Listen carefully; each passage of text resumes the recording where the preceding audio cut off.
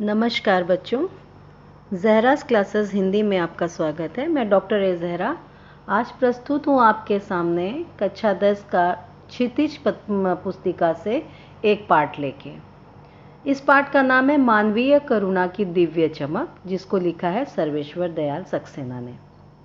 तो बच्चों, आज हम इस पाठ के बारे में जानते हैं और इस पाठ में जो लेखक हैं उन्होंने सर्वेश्वर दयाल सक्सेना जी ने फादर बुल्के के बारे में बताया है। लेखक इसमें बताते हैं कि किस तरह से, जिस तरह एक देवदार का एक दरख्त होता है, एक वृक्ष होता है, और देवदार का जो वृक्ष होता है वो बहुत बड़ा वृक्ष होता है, उसको वो सबको छाया देता है। उसी प्रकार से ये जो फादर बुल्के थे वो सबको बहुत ज़्यादा प्रेम और आश्रय देते थे और दुखी लोगों को सांत्वना देते थे। यहाँ पे लेखक ने फादर बुल्के के बारे में, उनके तमाम चीज़ों के बारे में एक छोटे से पाठ के द्वारा हमें बताया है। तो चलिए बच्चों, आज हम इस पाठ को पढ़ते हैं। बहुत अच्छा पाठ है, लेकिन उससे पहले हम पढ़ते हैं लेखक के बारे में।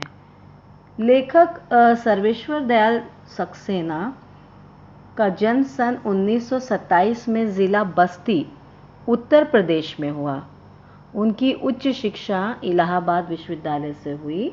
वे अध्यापक, आकाशवाणी में सहायक प्रोड्यूसर, दिनमान में उप संपादक और पराग के संपादक रहे। सन 1983 में उनका आकस्मिक निधन हो गया। तो बच्चों, यहाँ पे सर्वेश्वर दयाल सक्सेना जी के बारे में बताया गया है कि वो बस्ती ज़िले को बिलोंग करते थे। उत्तर प्रदेश में ये एक डिस्ट्रिक्ट है बस्ती नाम की, वो वहाँ जन्मे थे सन 1927 में, 1927 में। और उनकी जो हायर एजुकेशन हुई थी वो इलाहाबाद यूनिवर्सिटी से हुई थी और वहाँ उन्होंने बहुत तरह के कार्यों को अपना योगदान दिया। जैसे वे एक अध्यापक भी थे और आकाशवाणी में सहायक प्रोड्यूसर यानी असिस्टेंट प्रोड्यूसर थे। दिनमान में उप संपादक और पराग के संपादक रहे हैं। और 1983 में उनका एक अचानक उनकी निधन, उनकी डेथ हुई। यहाँ पे कुछ उनके कार्य के बारे में बताया है। सर्वेश्वर बहुमुखी प्रतिभा है, मल्टी पर्सनालिटी के साहित्यकार थे। बहुत तरह का इन्होंने बहुत चीज़ों पे उन्होंने काम किया। जैसे वे कवि भी थे, कहानीकार, उपन्यासकार, निबंधकार, नाटककार। तो इतनी सारी चीज़ों का हुनर था, माहिर थे वो। सर्वेश्वर की प्रमुख कृतियाँ हैं काठ की घंटियाँ, कुआनो नदी, जंगल का दर्द, खूंटियों पर टंगे लोग। ये एक कविता संग्रह है, इसमें कविताओं का एक पूरा कलेक्शन है, ठीक है ना, पोएटिक कलेक्शन है ये। पागल कुत्तों का मसीहा, सोया हुआ जल, जो एक उपन्यास है, नॉवेल है। लड़ाई, ये कहानी संग्रह है, कहानियों का पूरा एक संग्रह है, कलेक्शन है। बकरी, एक नाटक। भौं भौं खौं खौं, बतूता का जूता, लाख की नाक, ये बाल साहित्य है। चर्चे और चरखे, उनके लेखों का संग्रह। ये कुछ लेख लिखते थे जिसमें चर्चे और चरखे जो हैं ये उनका कलेक्शन है, कुछ आर्टिकल्स का कलेक्शन है ये। खूंटियों पर टंगे लोग पर उन्हें साहित्य अकादमी का पुरस्कार मिला। जो साहित्य अकेडमी अवार्ड, साहित्य अकादमी अवार्ड जो होते हैं उसमें उनको अवार्ड मिला, साहित्य अकादमी अवार्ड मिला। और किसके लिए मिला? खूंटियों पर टंगे लोग, जो कि एक कविता संग्रह है, इस पर उनको पुरस्कार मिला, साहित्य अकादमी पुरस्कार से नवाजा गया। सर्वेश्वर की पहचान मध्यवर्गीय आकांक्षाओं के लेखक के रूप में की जाती है। मध्यवर्गीय जीवन की महत्वाकांक्षाओं, सपनों, संघर्ष, शोषण, हताशा और कुंठा का चित्रण उनके साहित्य में मिलता है। तो बच्चों, यहाँ पे सर्वेश्वर जी जो इनकी एक अलग पहचान है। ये जो मिडिल क्लास, मध्य वर्ग यानी मिडिल क्लास लोगों की जो आकांक्षाएं होती हैं, जो उनकी तमन्नाएं होती हैं, जो उनकी चाहतें होती हैं, उसके लेखक के रूप में ये जाने जाते हैं। यानी ज़्यादातर ये फोकस करते थे मिडिल क्लास के लोगों पर, उनके जीवन पर, उनकी जो इच्छाएं थी, उनके सपनों पर, उनके स्ट्रगल्स पे, किस तरह से उनका एक्सप्लॉयटेशन है, किस जगह पे एक्सप्लॉयटेशन है, उनकी जो कुंठा है, कुंठा यानी फ्रस्ट्रेशन, उनके फ्रस्ट्रेशन पे, निराशा का चित्रण वो करते थे अपने साहित्य के माध्यम से, अपनी कहानियों के संग्रह में, अपने कहानियों के माध्यम से, नाटक के माध्यम से, लेखों के माध्यम से। उनका मेन फोकस जो होता था, ये जो सेंटर जो था उनका लिखने का, जो एक मेन जो थीम आइडिया जो होता था, वो किसके लिए होता था? ज़्यादातर मध्यवर्गीय जीवन पे आधारित होता था। सर्वेश्वर जी स्तंभकार थे। स्तंभकार यानी बच्चों कॉलमनिस्ट, जो कॉलम लिखते हैं किसी पत्रिका में, किसी पेपर में जो कॉलम लिखते हैं, छोटी छोटी एक जगह जहाँ पे वो अपनी चीज़ों को रखते हैं, वो स्तंभकार थे। और चर्चे और चरखे नाम से दिनमान में जो स्तंभ लिखते थे, उसमें बेबाक सच कहने का साहस दिखता था।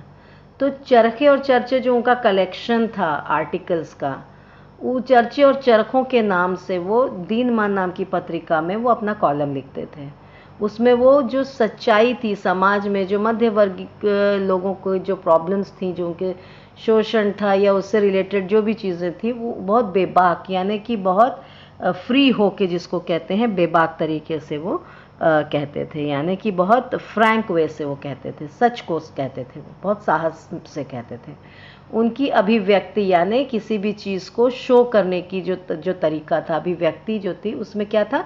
सहजता और स्वाभाविकता थी। ठीक है, तो अभिव्यक्ति में इनके एक प्रैक्टिकलिटी थी, एक सहज रूप से वो चीज़ों को लिखते थे, बहुत अच्छे तरीके से, साफ तरीके से वो चीज़ों को सामने प्रस्तुत करते थे, बिना किसी डर, बिना किसी भय के।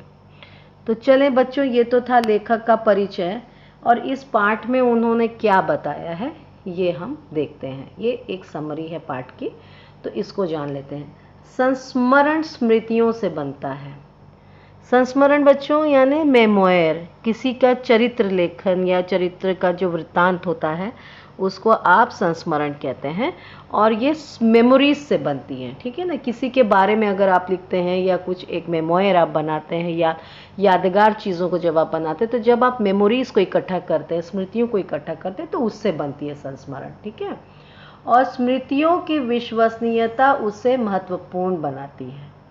तो किस तरह से वो स्मृतियाँ जो हैं, जो मेमोरीज हैं, वो कितने विश्वास पात्र है, कितने विश्वसनीय है, वो कितना इम्पॉर्टेंट है, वो उस पर्टिकुलर मेमोयर को उतना महत्व देती है। ठीक है, फादर कामिल बुल्के पर लिखा सर्वेश्वर का यह संस्मरण इस कसौटी पर खरा उतरता है, यानी कि उनकी एक एक बात जो कही है सर्वेश्वर जी की इस संस्मरण में, फादर कामिल के बारे में, वो पूरी तरह से सच की कसौटी पर खरा उतरता है, यानी कि विश्वसनीयता पर खरा उतरता है। अपने को भारतीय कहने वाले फादर बुल्के जन्मे तो बेल्जियम यूरोप के रैम्स चैपल शहर में थे, जो गिरजों, पादरियों, धर्मगुरुओं और संतों की भूमि कही जाती है, परंतु उन्होंने अपनी कर्म भूमि बनाया भारत को। तो यहाँ पे फादर कामिल बुल्के के बारे में जो सर्वेश्वर जी बता रहे हैं, बेसिकली वो बेल्जियम के थे, यूरोप में बेल्जियम, और बेल्जियम के रैम्स चैपल नाम के शहर के थे, जहाँ की बहुत ज़्यादा गिरजाघर, पादरी, धर्मगुरु, क्रिश्चियनिटी या संतों की भूमि वो कहलाई जाती है। ठीक है, वो संतों की भूमि है वो। लेकिन फादर कामिल जो थे, वहाँ तो पैदा हुए थे बेल्जियम में, लेकिन उन्होंने जो अपनी कर्म भूमि बनाई, वो भारत को बनाई। क्यों? क्योंकि वो भारत के कल्चर से, ट्रेडिशन से, भारत के लोगों से बहुत मुतासिर थे, उससे बहुत ज़्यादा प्रभावित थे, और इसीलिए भारत में आकर उन्होंने अपना कार्य किया, भारत को अपनी कर्म भूमि बनाई। फादर बुल्के एक सन्यासी थे, परंतु पारंपरिक अर्थ में नहीं, यानी सन्यासी तो थे, लेकिन एक जिसको बोलते हैं कि एकदम एक्चुअल जो सन्यासी का जो एक होता है परंपरा जो होती है, उस परंपरा को फॉलो नहीं करते थे।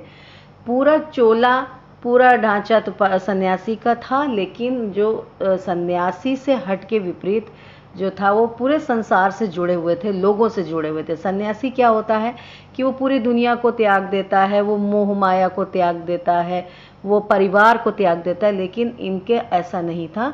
ये सबके साथ इनका जो एक बिहेवियर था, इनका जो एक सबके साथ लगाव था, वो बहुत ज़्यादा था। वो सबको सांत्वना और आश्रय देते थे, लोगों में प्यार बांटते थे। सर्वेश्वर का फादर बुल्के से अंतरंग संबंध था, जिसकी झलक हमें इस संस्मरण में मिलती है। लेखक का मानना है कि जब तक राम कथा है, इस विदेशी भारतीय साधु को याद किया जाएगा तथा उन्हें हिंदी भाषा और बोलियों के अगाध प्रेम का उदाहरण माना जाएगा। तो यहाँ पे इस लेख में जो छोटा सा इन्होंने जो यहाँ पे एग्जाम्पल दिया है इस पाठ के माध्यम से सर्वेश्वर जी ने, इससे पता चलता है कि फादर बुल्के के साथ उनके बहुत जो थे गाढ़े संबंध थे। और ये भी बताते हैं लेखक, इनका मानना है कि क्योंकि फादर ने राम कथा लिखी थी, तो उनको ये लगता है कि जब तक राम कथा है, ये विदेशी भारतीय जो साधु है, जो फादर बुल्के हैं, उनको विदेशी भारतीय साधु यहाँ पे उन्होंने बताया, वो उनको याद किया जाएगा। और जो एक ऐसा व्यक्ति था जो हिंदी भाषा और बोलियों के लिए उनके अंदर बहुत गहरा प्रेम था, और उसका ये एक बहुत बड़ा उदाहरण है। कौन उदाहरण है? Father Bulcke. थे तो वो बाहर के, थे तो वो विदेशी, लेकिन उनका भारत प्रेम, उनका हिंदी प्रेम जो था वो बहुत गहरा था, और ये उसके एकमात्र उदाहरण थे लेखक की नज़र में। लेखक ये मानते हैं। ठीक है, तो बच्चों चलते हैं आगे हम।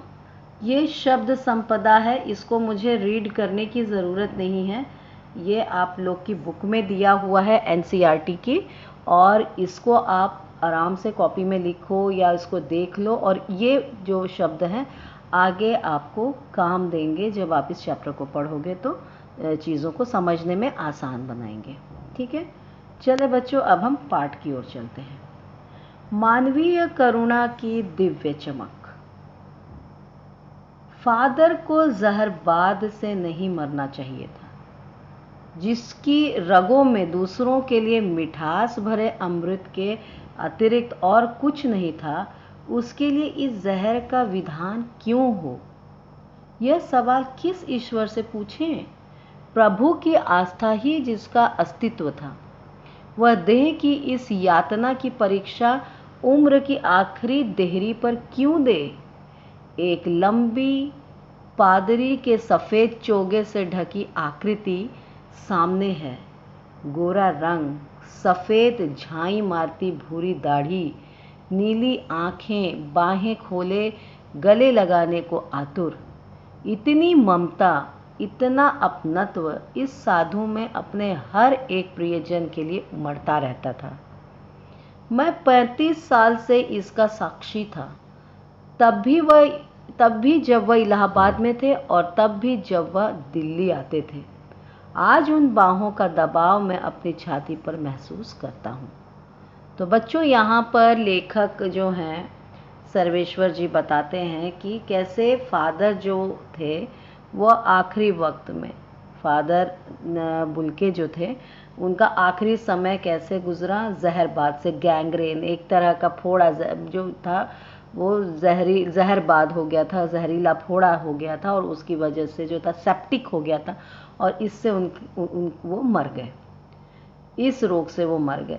तो यहाँ पे लेखक को ये बहुत तकलीफ होती है बताते हुए कि जो व्यक्ति जिसकी रगों में, यानी जो जिसके हर एक रक्त की बूंद में प्रेम था, लोगों के लिए मिठास थी, वो कैसे इस तरह के रोग से दुनिया को छोड़ के जा सकता है? क्योंकि वो पूरा का पूरा मिठास से भरा हुआ था, वो कैसे उसके शरीर में जहर हो सकता था? और यहाँ पे लेखक बहुत दुखी हैं, और वो ये सवाल पूछना चाहते हैं भगवान से कि इस तरह के व्यक्ति जो कि प्रभु में असीम आस्था रखता हो, उसका अस्तित्व ही प्रभु की आस्था के बुनियाद पर हो, और वो आखिरी समय में किस तरह से उसको ऐसी परीक्षा देनी पड़ी। तो यहाँ पर लेखक ने बताया कि ये जो पादरी थे, जो फादर बुल्के थे, उनका किस तरह की पर्सनालिटी थी। वो एक लंबे से शख्स थे, सफ़ेद चोगे में। आप लोग जानते हैं फादर्स किस तरह से, सफ़ेद उनका एक यूनिफॉर्म होता है, सफ़ेद चोगे में लंबी सी पर्सनालिटी, जिनका रंग गोरा था, जिनके पास सफ़ेद दाढ़ी थी, नीली आंखें थी, और हमेशा उनकी बाहें जो थी वो खुली होती थी कि लोगों को वो हमेशा गले लगा सकें, लोगों को प्यार से अपने पास आलिंगन कर सकें, लोगों को अच्छे से एक बहुत अच्छे तरीके से अपनत्व का एक भावना उनके अंदर दिखती थी। उनके अंदर ममता थी, अपनत्व था, और वो इस तरह के साधु थे कि उनके लिए हर कोई प्रिय था, और ये ममता हर एक के लिए उनके दिलो दिमाग में हमेशा रहती थी, और ये हमेशा उमड़ती रहती थी। तो ये चीज़ जो थी, वो जो लेखक हैं वो अपने 35 साल से ये देख रहे हैं कि किस तरह से फादर बुर्के के नेचर में कोई चेंज नहीं आया, लोगों के लिए किस तरह से उनके दिलो दिमाग में कितना अपनत्व है और कितना प्रेम है। और ये कब से जानते हैं उनको? जब वो इलाहाबाद में थे। इलाहाबाद में जब सर्वेश्वर जी थे, तब से जानते हैं फादर बुर्के को थे, और वो तब भी जानते थे, और वो तभी भी जानते थे जब वे दिल्ली आते जाते थे, और हमेशा वो उन्होंने उनको इसी तरह से याद किया है, किस तरह से वो लोगों से मिलते थे, उनको अपने बाहों में किस तरह से वो समेट लेते थे, और किस तरह से अपनत्व की एक भावना झलकती थी। फादर को याद करना एक उदास शांत संगीत को सुनने जैसा है। उनको देखना करुणा के निर्मल जल में स्नान करने जैसा था, और उनसे बात करना कर्म के संकल्प से भरना था। मुझे परिमल के वे दिन याद आते हैं जब हम सब एक पारिवारिक रिश्ते में बंधे जैसे थे, जिसके बड़े फादर बुल्के थे। हमारे हंसी मजाक में वह निर्लिप्त शामिल रहते, हमारी गोष्ठियों में वह गंभीर बहस करते, हमारी रचनाओं पर बेबाक राय और सुझाव देते, और हमारे घरों के किसी भी उत्सव और संस्कार में वह बड़े भाई और पुरोहित जैसे खड़े हमें अपने आशीषों से भर देते। मुझे अपना बच्चा और फादर का उसके मुख में पहली बार अन्न डालना याद आता है, और नीली आंखों की चमक में तैरता वात्सल्य भी, जैसे किसी ऊंचाई पर देवदारू की छाया में खड़े हों। तो यहाँ पे लेखक बताते हैं कि जब फादर को याद करते हैं तो बिल्कुल एक उदास संगीत को सुनने जैसा उनको प्रतीत होता है। ठीक है, एक उदास संगीत जैसा प्रतीत होता है। इसका क्या मतलब कि जैसे उदास संगीत क्या होता है बच्चों? उदास संगीत ये होता है कि कोई भी संगीत ऐसा जो स्लो होता हो, जो दुखी होता हो, तो उस संगीत को जब आप सुनते हैं तो आप दुखी हो जाते हैं, एक अवसाद की स्थिति आने लगती है, और आपको अपने आप में बहुत दुखी कर देती है। ठीक है, तो उदास संगीत को सुनने पर कैसे दिलो दिमाग पे एक निस्तब्धता छा जाती है, आंखें भर आती हैं, और कोई एक पुरानी घटना को या किसी चीज़ को, स्मृति को याद करते हुए हृदय, अपना जो दिल होता है वो भी रो पड़ता है, और एक एक घटना हम याद करते हैं और मन उससे दुखी होता है, विचलित होने लगता है। और जब इस तरह की संगीत हम सुनते हैं तो हमारे स्मृति पटल पे जो है क्या होता है कि पूरा कोई उस घटना का क्रम हमारे सामने चलने लगता है, जो हमें अवसाद में, डिप्रेशन में भर देता है। तो लेखक का कहना है कि फादर से वो इतने अंतरंग जुड़े हुए थे, इतना इंटरनली जुड़े हुए थे वो, कि उनके जाने के बाद उनको वो याद करना मतलब एक उस उदास शांत संगीत को सुनने जैसा था। उनको ऐसा लगता था कि उनको देखना मतलब करुणा के निर्मल जल में स्नान करने जैसा था, मतलब एक ऐसे जल में स्नान करना जो शांत है और पूरा प्रेम से भरा हुआ है, करुणा से भरा हुआ है, ऐसे जल में स्नान करना। लोग पूरा करुणा से भरे हुए व्यक्ति थे वो। और परिमल जो बता रहे हैं यहाँ पे लेखक, परिमल जो था वो एक ग्रुप बनाया था, उस दौर में एक ग्रुप बना था परिमल, और इस ग्रुप में लोग जो हैं बहुत सारे लोग, ये दिसंबर में बना था ये ग्रुप, और इस ग्रुप में लोग क्या करते थे, गोष्ठियाँ करते थे, बहुत सारे जो कलाकार थे, किस तरह के लोग जुड़े हुए थे इसमें जो लेखक थे, कई तरह के काव्य से जुड़े हुए, या भारतीय स्तर की गोष्ठियों को आयोजन करने के लिए एक ग्रुप बना था, ठीक है, कुछ युवकों का ग्रुप बना था जो साहित्य में रुचि रखते हैं। तो उस ग्रुप का नाम दिया गया था परिमल। और परिमल में ये सारे लोग इकट्ठा होते थे, कहानी, कविता, उपन्यास, नाटक, ये सब पे बातें होती थी, क्रिटिक्स होते थे, आलोचनाएं होती थी, अपनी अपनी बातें रखते थे इस पे। तो इसका जो था वो इलाहाबाद में गठन हुआ था और ये 10 दिसंबर को 1944 में हुआ था। ये आपकी किताब में भी इसके बारे में दिया हुआ है। तो यहाँ पे जब वो लोग परिमल में मिलते थे, उस दिन, उन दिनों को याद करते हैं लेखक कि वहाँ पे भी फादर जो थे वो बहुत इनके इसमें भाग तो लेते थे, लेकिन अपनी बातों को भी वो बहुत तरीके से रखते थे, ठीक है। और इनकी कभी कभी बातें जैसे इसमें निर्लिप्त शामिल रहते थे, यानी हंसी मजाक जो वो लोग करते थे कभी, तो उसमें बहुत इंटरेस्ट से शामिल नहीं होते थे, लेकिन हाँ, जो गोष्ठियाँ होती थी, जो डिस्कशंस होते थे, उसमें बहुत सीरियस बहस करते थे। वो अपनी बातों को भी वो बहुत फ्रैंक तरीके से रखते थे, अपनी राय रखते थे, सजेशंस, सुझाव यानी सजेशंस भी वो देते थे। और इनके घरों में भी लोगों के वो जाते थे, कोई उत्सव हो गया, कोई समारोह हो गया, कोई संस्कार या कोई फेस्टिवल हो गया, तो वहाँ पे भी वो जाते थे, एक बड़े भाई की तरह वो जाते थे और उसमें अपनी ब्लेसिंग्स देते थे, आशीष यानी अपनी ब्लेसिंग्स को देते थे, आशीर्वाद देते थे। तो यहाँ पे लेखक बताते हैं कि कैसे उनको याद है वो घटना जब वो अपने बच्चे का, जो पहली बार बच्चे के मुंह में दाना अन्न डाला जाता है, तो फादर ने इस क्रिया को किया था, तो कैसे उनके आंखों में वो चमक उन्होंने देखा था, एक वात्सल्य देखा था। वात्सल्य यानी वो प्रेम जो एक माता पिता का अपने बच्चे के प्रति होता है, उस तरह की प्रेम भावना उन्होंने फादर की आंखों में तैरते हुए देखी थी। और उनको ऐसा लगा था कि एक बहुत बड़ा वृक्ष है देवदार का और उसकी छाया में हम सब खड़े हैं। कहाँ से शुरू करूं? इलाहाबाद की सड़कों पर फादर की साइकिल चलती दिख रही है। वह हमारे पास आकर रुकती है, मुस्कुराते हुए उतरते हैं। देखिए देखिए, मैंने उसे पढ़ लिया है और मैं कहना चाहता हूँ। उनको क्रोध में कभी नहीं देखा, आवेश में देखा है और ममता तथा प्यार में लबालब छलकता महसूस किया है। अक्सर उन्हें देखकर लगता कि बेल्जियम में इंजीनियरिंग के अंतिम वर्ष में पहुंचकर उनके मन में सन्यासी बनने की इच्छा कैसे जाग गई, जबकि घर भरा पूरा था, 2 भाई, 1 बहन, माँ, पिता सभी थे। तो यहाँ पे लेखक ने अब शुरू की इनकी बातें और कहने लगे कि इलाहाबाद की सड़कों पे वो उन्होंने फादर को साइकिल पे चलते हुए वो देखते हैं, वो इवेंट उनके सामने गुजर रहा है, स्मृति उनके सामने गुजर रही है, और वो कैसे वो याद करते हैं कि वो कैसे हमारे पास आके रुकते थे, मुस्कुराते थे और अपनी बातों को कहते थे। उनके चेहरे पे कभी भी क्रोध की भावना नहीं होती, बल्कि हमेशा उनके चेहरे पे एक ममता दिखती थी, प्यार दिखता था, बहुत ज़्यादा, प्रचुर मात्रा में। और उनको देख के ये लगता था कि कैसे ये बेल्जियम में इंजीनियरिंग कर रहे थे और अंतिम वर्ष में पहुंच के उनका मन कैसे चेंज हो गया एक सन्यासी बनने की ओर। क्योंकि सन्यासी बनना इतना आसान नहीं होता है, स्पेशली जब आप एक भरे पूरे परिवार से होते हो, क्योंकि सन्यासी बनने के बहुत नियम कड़े होते हैं। आपको घर त्यागना होता है, आपको सुख दुख और सांसारिक चीज़ों को त्यागना होता है। तो उनको देख के ये नहीं लगता कि वो कैसे इतना कठिन उन्होंने डिसीजन लिया होगा। उनको देख के ये लगता है कि भरे पूरे घर को छोड़ के किस तरह से सन्यासी बन गए और बेल्जियम को छोड़ के वो किस तरह से भारत में चले आए।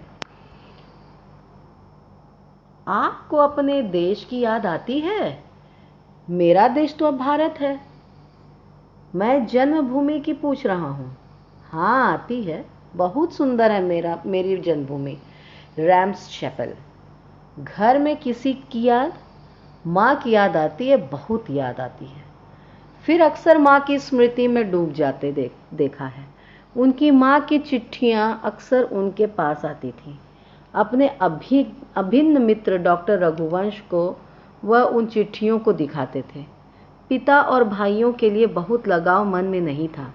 पिता व्यवसायी थे, एक भाई वहीं पादरी हो गया, एक भाई काम करता है, उसका परिवार है। बहन सख्त और जिद्दी थी, बहुत देर से उसने शादी की। फादर को एकाध बार उसकी शादी की चिंता व्यक्त करते उन दोनों देखा था। भारत में बस जाने के बाद 2 या 3 बार अपने परिवार से मिलने भारत से बेल्जियम गए थे। तो लेखक ने उनसे पूछा कि क्या आपको अपने देश की याद नहीं आती? तो इस पे फादर कहते हैं कि मेरा देश तो भारत है। तो उन्होंने कहा नहीं, जो जन्मभूमि है, जहाँ आप पैदा हुए, वो जगह आपको याद नहीं आती? कहते बहुत अच्छी जगह है, मेरा रैम्स चैपल जो है, जो मेरी जन्मभूमि है, वो बहुत सुंदर है और घर में मुझे माँ की याद आती है। हालांकि उनके घर में उनके 2 भाई और एक बहन भी है, पिताजी भी थे उनके फादर, लेकिन उनका भाइयों से और पिता से बहुत लगाव नहीं था। उनका अपनी माता जी से बहुत लगाव था, जिसका जिक्र वो चिट्ठियों में करते थे और अपने जो एक दोस्त थे डॉक्टर रघुवंश, उनसे वो उन चिट्ठियों को डिस्कस किया करते थे, उनको दिखाते थे, जो उनकी माँ उनके लिए भेजा करती थी। उनकी बहन भी थी जो कि बहुत, जिसको बोलते हैं कि ज़िद्दी किस्म की पर्सनालिटी थी और बहुत लेट शादी हुई, लेकिन फादर ने कभी बहुत इन लोगों के प्रति एक क्लोजनेस नहीं जताई, केवल वो अपनी माँ की स्मृति में डूबे रहते थे। वो अपने घर भी गए, कई बार नहीं गए, लेकिन 2 या 3 बार गए होंगे भारत से बेल्जियम मिलने। बाकी समय उन्होंने अपने जीवन का भारत में ही गुजारा। लेकिन मैं तो सन्यासी हूँ, आप सब छोड़कर क्यों चले आए? प्रभु की इच्छा थी, वह बालकों की सी सरलता से मुस्कुरा कर कहते। माँ ने बचपन में ही घोषित कर दिया था कि लड़का हाथ से गया, और सचमुच इंजीनियरिंग के अंतिम वर्ष की पढ़ाई छोड़ फादर बुल्के सन्यासी होने जब धर्म गुरु के पास गए और कहा कि मैं सन्यास लेना चाहता हूँ तथा एक शर्त रखी कि मैं भारत जाऊंगा। तो यहाँ पे वो बताते हैं कि मैं तो सन्यासी हूँ, मुझे घर बार की क्या चिंता। और इस पे तब लेखक पूछते हैं कि तो आप घर क्यों छोड़ के चले आए? तो इन्होंने बहुत सरलता से एक बच्चे की इनोसेंस से भरा जवाब दिया, मुस्कुरा कर, कि वो प्रभु की इच्छा थी कि मैं सन्यासी बनूं, तो मैं सन्यासी बन गया। और उनकी मदर ने बचपन में ही ये बताया था कि लड़का हाथ से निकल गया, तो ये चीज़, सारी चीज़ें उनको, इंजीनियरिंग जब वो कर रहे थे तो अंतिम वर्ष में वो उस पर बहुत ज़्यादा उन चीज़ों का असर हुआ और वो छोड़कर सन्यासी बनने चले आए। और उन्होंने सन्यासी बनने से पहले एक शर्त रखी कि वो भारत जाना चाहते हैं। तो भारत जाने की बात क्यों उठी? नहीं जानता, बस मन में यह था। उनकी शर्त मान ली गई और वह भारत आ गए। पहले जीसेट संघ में 2 साल पादरियों के बीच धर्माचार की पढ़ाई की, फिर 9-10 वर्ष दार्जिलिंग में पढ़ते। तो फादर कामिल बुल्के ने बताया कि वो भारत क्यों आए इसका उन्हें नहीं पता, बस उनके मन में था कि उनको भारत आना है, और उनकी ये शर्त भी मान ली गई। और वहाँ पर पहले वो भारत में जब आए तो उन्होंने 2 साल जो है, वो जो फादर्स की जो एक ट्रेनिंग होती है, धर्माचार उनको करना होता है, उसकी पढ़ाई की उन्होंने जीसेट संघ में। और फिर 9 से 10 साल दार्जिलिंग में उन्होंने पढ़ाई की, 9 से 10 साल दार्जिलिंग में पढ़ते रहे। कलकत्ता, जो अब कोलकाता के नाम से है, के से बीए किया और फिर इलाहाबाद से एमए। उन दिनों डॉक्टर धीरेन्द्र वर्मा हिंदी विभाग के अध्यक्ष थे। शोध प्रबंध प्रयाग विश्वविद्यालय के हिंदी विभाग में रहकर 1950 में पूरा किया। रामकथा, उत्पत्ति और विकास, परिमल में उसके अध्याय पढ़े गए। फादर ने मातरलिंग के प्रसिद्ध नाटक ब्लू बर्ड का रूपांतर भी किया है, नील पंछी के नाम से। बाद में वह सेंट जेवियर्स कॉलेज रांची में हिंदी तथा संस्कृत विभाग के विभागाध्यक्ष हो गए, और यही उन्होंने अपना प्रसिद्ध अंग्रेजी हिंदी कोश तैयार किया और बाइबल का अनुवाद भी, और वहीं बीमार पड़े। पटना आए, दिल्ली आए और चले गए, 47 वर्ष देश में रहकर और 73 वर्ष की ज़िंदगी जीकर। तो यहाँ पे इन्होंने, लेखक बताते हैं कि फादर कलकत्ता में उन्होंने बीए किया और फिर इलाहाबाद से एमए की पढ़ाई पूरी की, और वहीं पे जो डॉक्टर धीरेन्द्र वर्मा जो हिंदी विभाग के अध्यक्ष थे, उन्होंने इनकी शोध में मदद करी और इन्होंने शोध किया, और इन्होंने लिखा रामकथा, उत्पत्ति और विकास 1950 में। जहाँ परिमल जो एक सोसाइटी बनी थी, ग्रुप बना था, उसमें इस रामकथा के कुछ अध्याय, कुछ चैप्टर्स को भी पढ़े गए। और फादर ने और भी कुछ प्रसिद्ध काम किए, जैसे कुछ एक पॉपुलर नाटक ब्लू बर्ड का उन्होंने हिंदी में ट्रांसलेशन किया, जिसका नाम नील पंछी रखा। उसके बाद इनको जॉब लगी सेंट जेवियर्स कॉलेज रांची में, जहां वो हिंदी और संस्कृत डिपार्टमेंट के एचओडी भी रहे। वहाँ पर उन्होंने एक बहुत इम्पोर्टेंट काम किया, प्रसिद्ध पॉपुलर काम किया। इन्होंने Hindi to English to Hindi यानी अंग्रेज़ी हिंदी कोश निकाला, डिक्शनरी बनाई, और वहीं पे बाइबल का अनुवाद भी किया इन्होंने। तो इतना सारा कार्य, क्योंकि सोचो बच्चों, ये एक विदेशी थे जो भारत मूल के नहीं थे, और जहाँ की रहन सहन, भाषा, सारी चीज़ें अलग थीं।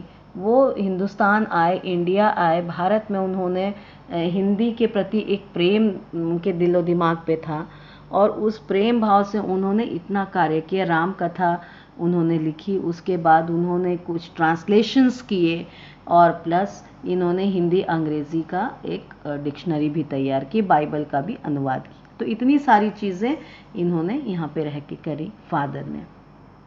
ये इंडिया में थे, और यहाँ पर हिंदुस्तान में, भारत में इन्होंने 47 साल अपनी उम्र का दिया, और 73 वर्ष यानी 73 वर्ष की उम्र में इन्होंने जीवन को त्याग दिया, इनकी मृत्यु हो गई। फादर बुल्के संकल्प से सन्यासी थे। कभी कभी लगता है वह मन से सन्यासी नहीं थे। रिश्ता बनाते थे तो तोड़ते नहीं थे। 10 साल बाद मिलने के बाद भी उनकी गंध महसूस होती थी। वह जब भी दिल्ली आते ज़रूर मिलते, खोज कर, समय निकाल कर, गर्मी सर्दी बरसात झेल कर मिलते, चाहे 2 मिनट के लिए ही सही। ये कौन सन्यासी करता है? उनकी चिंता हिंदी को राष्ट्रभाषा के रूप में देखने की थी। तो यहाँ पे बताते हैं कि फादर बुल्के जो थे, वो तो केवल उन्होंने एक संकल्प लिया था कि वो सन्यासी बनेंगे, वो संकल्प से सन्यासी थे, लेकिन वो नेचर से सन्यासी नहीं थे। क्यों? मन से वो कभी सन्यासी नहीं हुए, क्योंकि सन्यासी क्या करते हैं? सन्यासी त्याग करते हैं, त्याग देते हैं। जो जीवन का जो एक मेन धारा है उसको त्याग देते हैं, सांसारिक जीवन को त्यागते हैं। लेकिन यहाँ पे ये पूरी तरह से सामाजिक थे, संस्कारिक थे, लोगों के साथ मिलना जुलना, व्यवहार इन्होंने बिल्कुल नहीं छोड़ा था। सबसे रिश्ते बनाते थे, और वो रिश्ते बड़े लंबे समय तक चलते थे, टूटते ही नहीं थे वो रिश्ते। कितने भी समय बाद वो मिलते थे तो वो उसी आत्मीयता से, उसी प्रेम भाव से वो मिलते थे। अगर वो दिल्ली कभी जाते थे तो लेखक से ज़रूर मिलते थे, समय निकाल लेते थे, चाहे वो किसी भी तरह का मौसम हो, वो उसमें भी वो जाते थे, 2 मिनट के लिए ही सही वो मिलते थे, अपने जानने वालों से वो ज़रूर मिलते थे। तो यहाँ पे लेखक को ऐसा लगता है कि ये किसी सन्यासी का काम नहीं है ये। और वो बताते थे कि किस तरह से वो एक हिंदी भाषा को, जो हिंदी जो भाषा है उसके प्रति वो अपना प्रेम व्यक्त करते हैं, और कैसे उनकी चिंता होती थी कि उसे राष्ट्रभाषा के रूप में देखें। उनकी असीम इच्छा थी फादर की कि हिंदी जो है वो राष्ट्रभाषा होनी चाहिए। और वो हर मंच पे, कहीं भी किसी भी तरह की गोष्ठी हो, किसी भी तरह का डिस्कशन हो, हर मंच पे इसकी तकलीफ़ को बयान भी करते थे कि उनको कितनी तकलीफ़ है कि हिंदी एक राष्ट्रभाषा बने। उनको क्यों नहीं बन रही है, उसको बनना चाहिए। इसके लिए अकाट्य तर्क देते, जिसे काटा ना जा सके उस तरह का वो तर्क देते। बस इसी एक सवाल पर उन्हें झुंझलाते देखा है, और हिंदी वालों द्वारा ही हिंदी को उपेक्षा पर दुख करते उन्हें पाया है।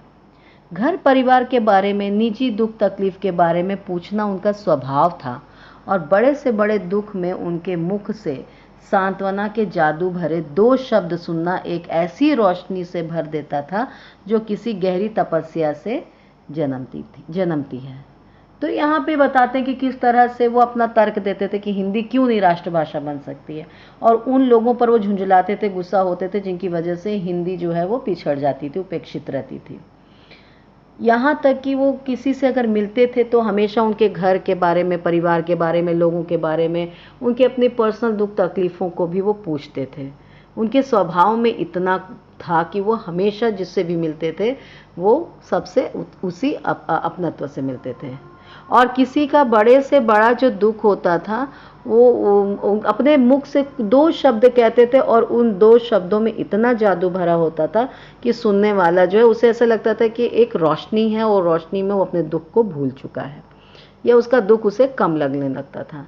और ये इस तरह का जो था कि अपनी दो शब्दों से ही किसी को सांत्वना देना, ये बहुत एक आम इंसान का नहीं था। ये लेखक को लगता था कि बहुत गहरी तपस्या से मिलता है। हर मौत दिखाती है जीवन को नई राह, ये उनका कहना था कि हर मौत दिखाती है जीवन को नई राह। मुझे अपनी पत्नी और पुत्र की मृत्यु याद आ रही है और फादर के शब्दों से झरती विरल शांति भी। तो यहाँ पे लेखक अपना भी उदाहरण देते कि किस तरह से उनके पत्नी और जब बच्चे की मृत्यु हुई, उससे वो जब आहत हुए, तो वहाँ पे उनकी जो तकलीफ़ थी, वो तकलीफ़ बहुत ज़्यादा परेशान करती थी। लेकिन जब वो फादर से मिलते थे तो फादर के जो शब्द थे उससे उन्हें बहुत ज़्यादा शांति मिलती थी। विरल शांति यानी दुर्लभ शांति, जो ऐसी शांति जो कहीं हर जगह नहीं मिल सकती, उस तरह की शांति उनके शब्दों में मिलती थी। आज वह नहीं है, दिल्ली में बीमार रहे और पता नहीं चला। बाहें खोलकर इस बार उन्होंने गले नहीं लगाया। जब देखा तब वे बाहें दोनों हाथों की सूजी उंगलियों को उलझाए ताबूत में जिस्म पर पड़ी थी। जो शांति बरसती थी वह चेहरे पर स्थिर थी, तरलता जम गई थी। वह 18 अगस्त 1982 की सुबह 10 बजे का समय था। दिल्ली में कश्मीरी गेट के निकलसन कब्रगाह में उनका ताबूत एक छोटी सी नीली गाड़ी में से उतारा गया।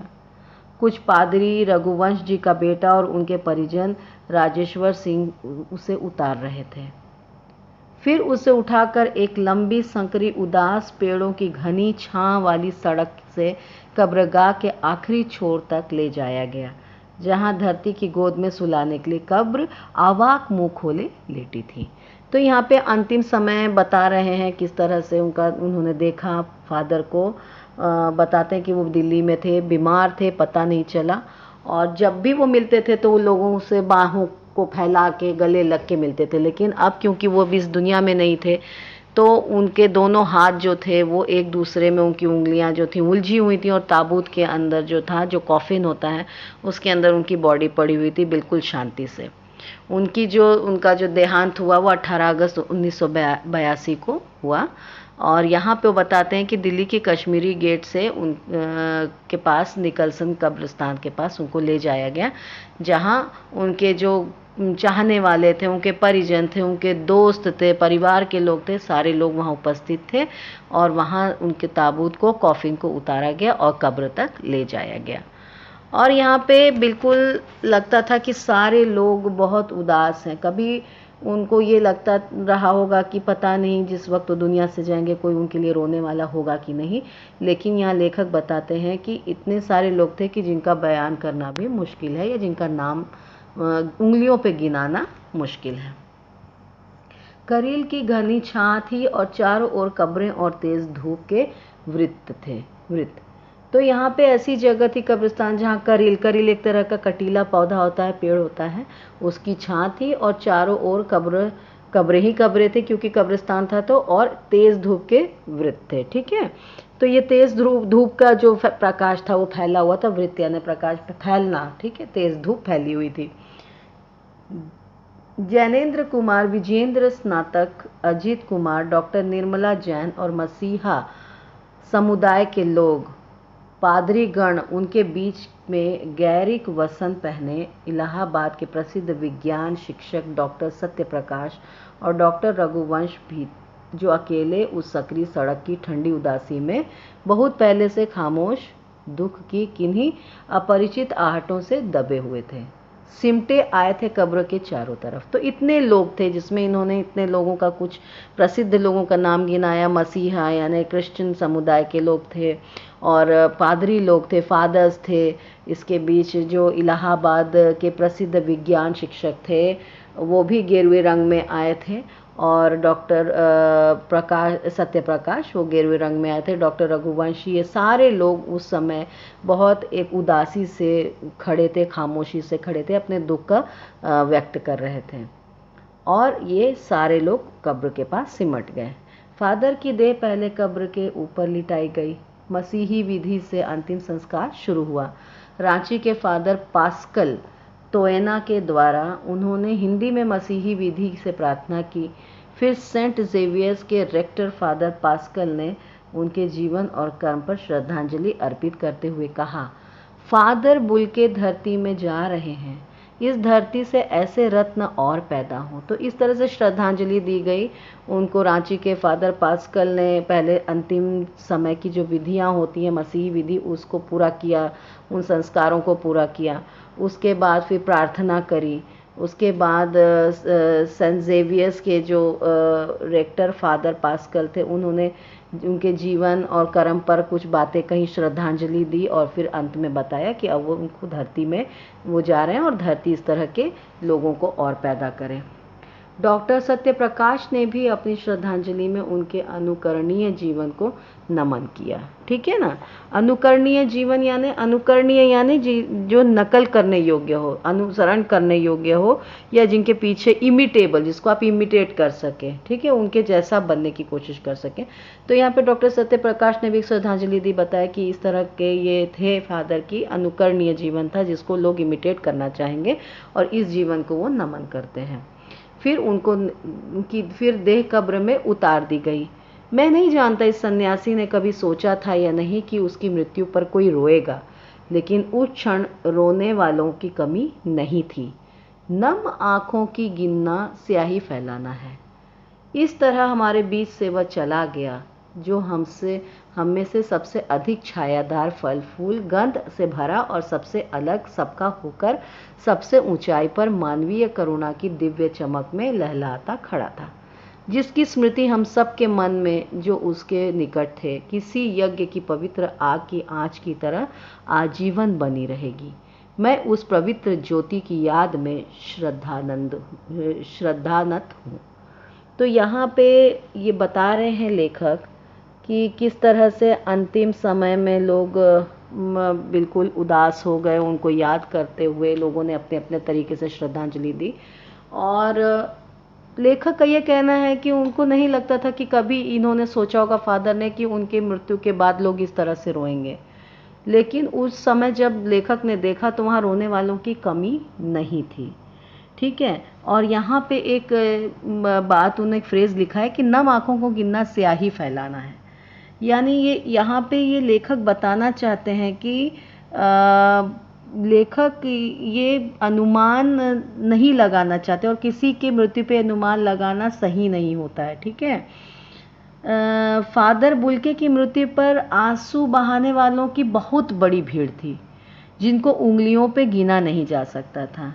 और यहाँ पर ये कहना, और ये उंगलियों पे गिनना तो संभव नहीं था क्योंकि बहुत सारे लोग वहाँ पर थे।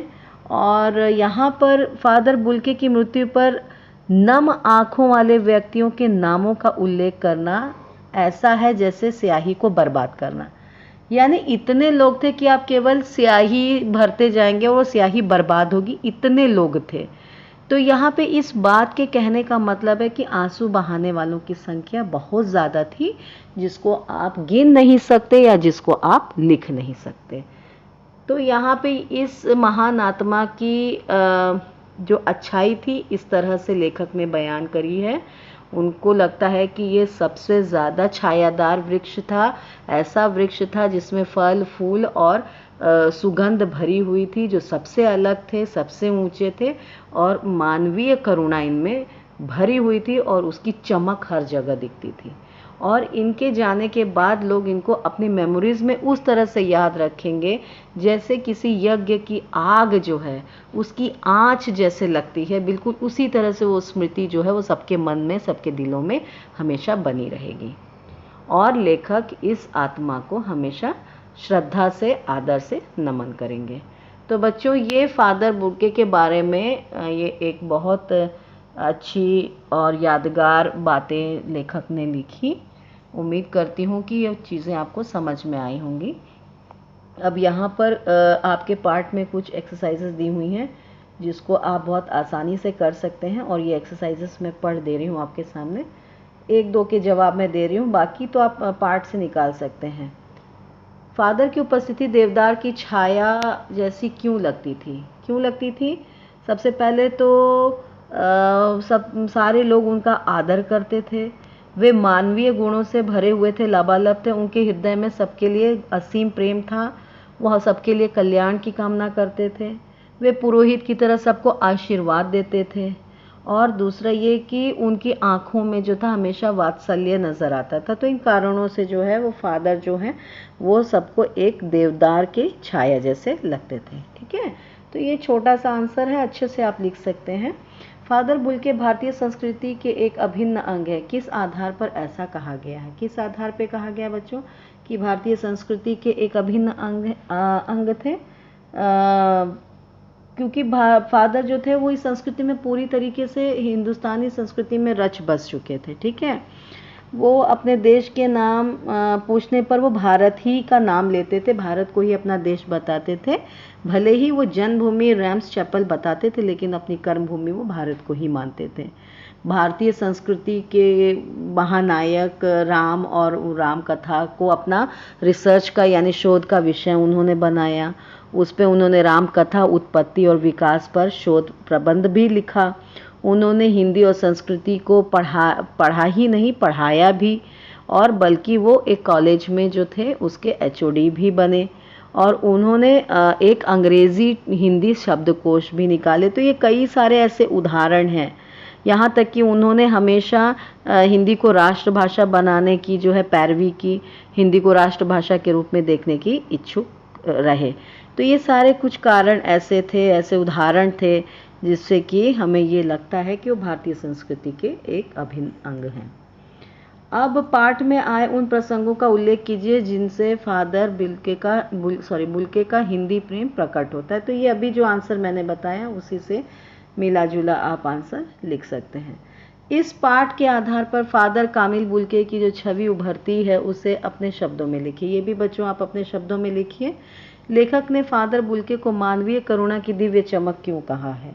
हाँ, ये आप आराम से इसको लिख सकते हैं। इसका आंसर जो है लेखक ने क्यों उनको कहा है दिव्य चमक, क्यों कहा है? फादर मानवीय गुणों से भरे हुए थे, मानव के प्रति उनके दिल में करुणा की भावना थी, उनमें अपनत्व था, ममत्व था, वात्सल्य था और सहृदय भी थे। और वो हमेशा सबके लिए एक बार समीप आकर सबके समीप बने रहते थे, कभी किसी को भूलते नहीं थे। और किसी भी तरह का मौसम हो, वो किसी से अगर मिलने जाना चाहते थे अपने प्रियजनों से तो वो अपने आप को रोक नहीं पाते थे।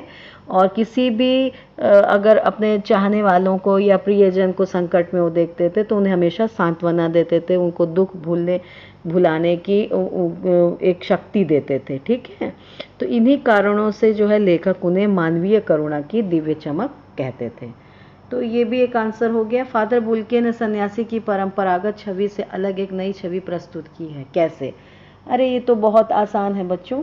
ये ऐसे फादर बुल्के जो है भारतीय सन्यासी प्रवृत्ति के आधार पर एक सन्यासी नहीं थे। ठीक है, और लेखक के हिसाब से क्या था? लेखक के अनुसार केवल वो संकल्प से सन्यासी थे, मन से बिल्कुल नहीं थे। परंपरागत सन्यासी की उनमें कोई भी झलक नहीं थी, वो एकदम अलग परंपरा को बना के चलते थे। और आत्मनिर्भर के उद्देश्य से उन्होंने क्या किया था? एक कॉलेज में वो पढ़ाने लगे थे, अध्ययन करते थे, अध्यापन भी करते थे। प्रियजनों के प्रति जो है उनके मन में बहुत भावनाएं थीं, उनके लिए प्रेम था, सभी के घर आया जाया करते थे, किसी भी समय किसी भी तरह के ओकेजन पे वो आते थे और संकट के समय में वो सहानुभूति और ढाढ़स भी देते थे। तो इस तरह की एक सन्यासी से अलग हटके छवि उन्होंने प्रस्तुत की थी। ठीक है, और ये तो अभी मैंने आपके सामने डिस्कस किया। आशय स्पष्ट कीजिए। नम आँखों को गिनना स्याही फैलाने के बराबर है। ये लेक्चर में है, आप इसको सुन के अपने हिसाब से इसका आंसर लिख सकते हैं। फादर को याद करना एक उदास शांत संगीत को सुनने जैसा, इसको भी मैंने डिस्कस किया है। ये आप आराम से अपने शब्दों में भी इनको लिख सकते हैं। तो बच्चों, उम्मीद करती हूँ कि ये चैप्टर आपको समझ में आया होगा। बहुत अच्छा चैप्टर है, छोटा चैप्टर है, और इस चैप्टर को आप ज़रूर लाइक कीजिए, शेयर कीजिए, सब्सक्राइब कीजिए, और जहरास क्लासेस हिंदी चैनल को सब्सक्राइब कीजिए। बेल आइकन दबाना न भूलिए ताकि जब मेरा अगला चैप्टर अपलोड हो तो उसका नोटिफिकेशन आपको मिल सके। धन्यवाद बच्चों।